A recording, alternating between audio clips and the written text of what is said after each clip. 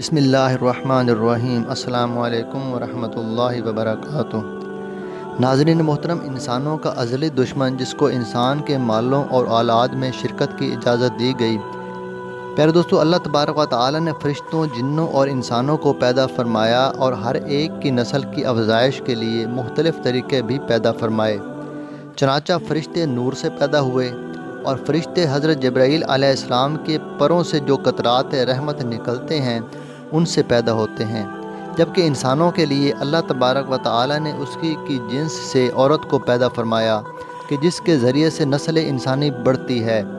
ناظرین محترم، اسی طرح جنات کے باپ جنان ہیں کہ جن کو اللہ تبارک و تعالی نے آگ سے پیدا فرمایا اور اسی کی جنس سے ایک لڑکی کو پیدا فرمایا جس سے جنات کی نسل آگے چلتی رہی۔ پیارے دوستو، یہ بات بھی یاد رکھیں کہ شیاطین ایک علیحدہ ہی جنس ہیں کہ جن کا باپ ابلیس کے علاوہ اور کوئی نہیں، اور یہ سب ابلیس کی اولاد ہیں۔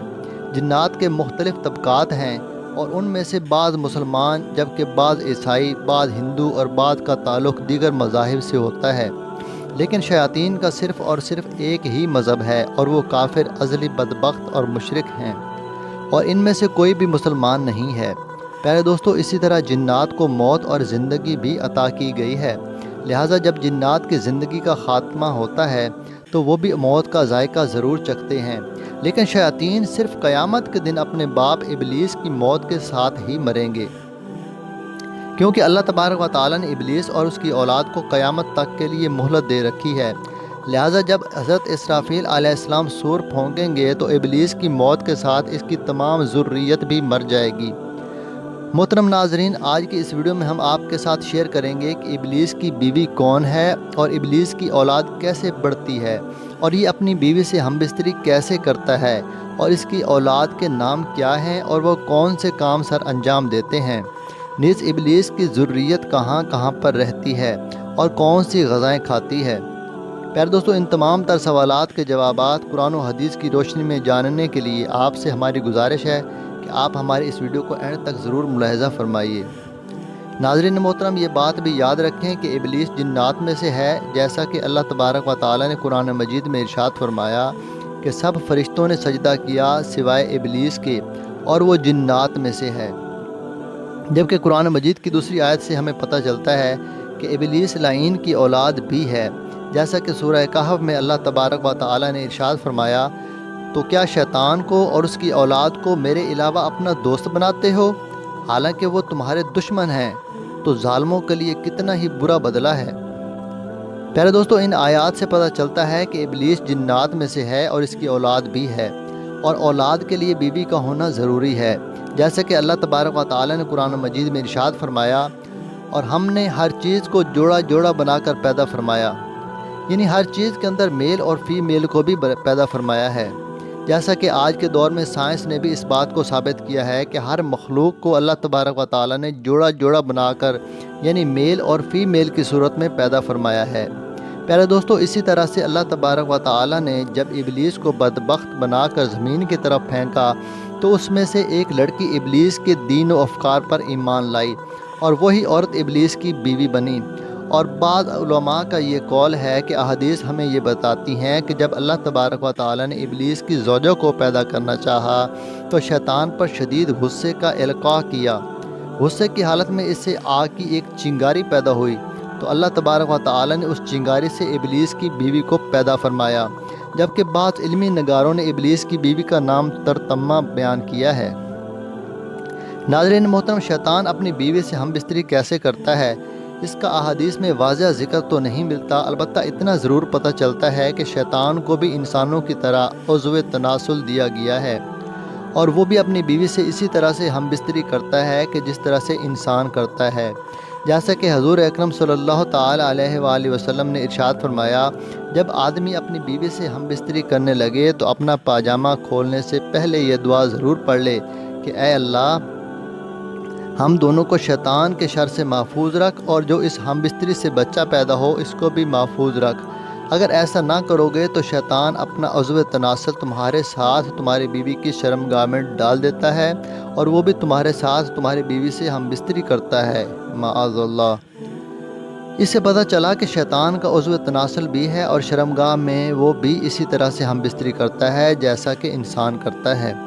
جبکہ بعض علماء کا قول ہے کہ اللہ تبارک و تعالیٰ نے شیطان کی دونوں رانوں کے اندر مختلف شرمگاہوں کو پیدا فرمایا ہے،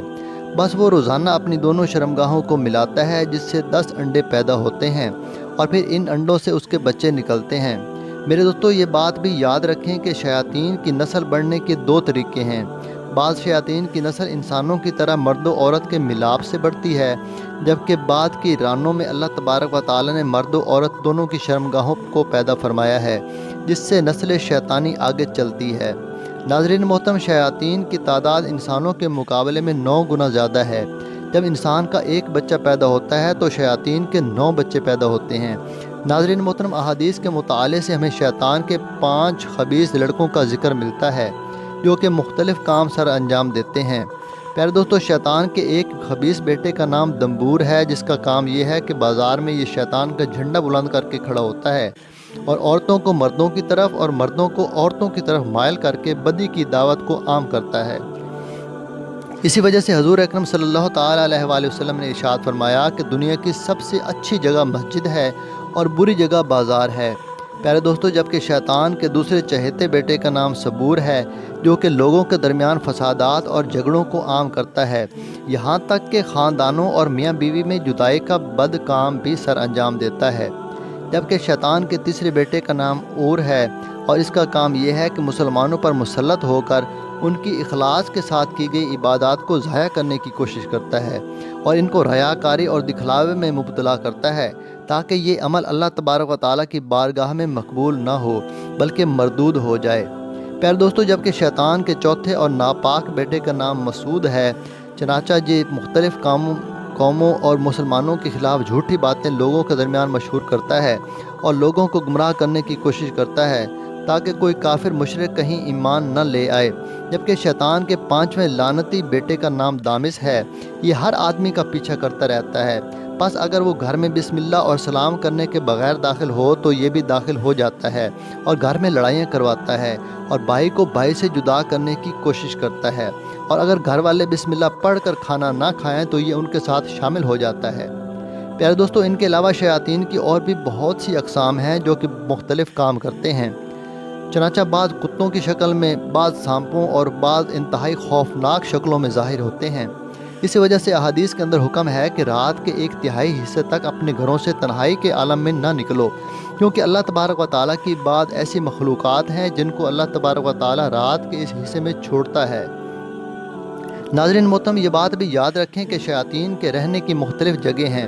بعض ہمارے روموں میں رہتے ہیں اور گندگی کھاتے ہیں، اور جو بغیر دعا پڑے اور ننگے سر داخل ہوتا ہے تو یہ اس کی شرمگاہ کے ساتھ کھیلتے ہیں اور اس کے سر میں پاخانہ ڈالتے رہتے ہیں، جس سے گندے اور غلیظ خیالات پیدا ہوتے ہیں، اور رات کو نکل کر گھر والوں کو ڈراتے ہیں اور بعض پر حاوی بھی ہو جاتے ہیں۔ اور بعض شیاطین جزیروں میں اور بعض ویرانوں میں رہتے ہیں اور بعض انسانوں کی شکلوں میں انسانوں کے ساتھ رہتے ہیں۔ سامعین محترم، جس طرح سے مسلمان جنات کی غذا ہر وہ کھانا ہے کہ جس پر بسم اللہ کہا گیا ہو اور ہڈی، گوبر، لید اور لوبیا ہے، جبکہ شیاطین کی غذا ہر وہ کھانا ہے جس پر اللہ تبارک و تعالیٰ کا نام نہ لیا گیا ہو۔ اس کے علاوہ گندگی، مردار اور کوڑا کرکٹ بھی وہ شوق سے کھاتے ہیں۔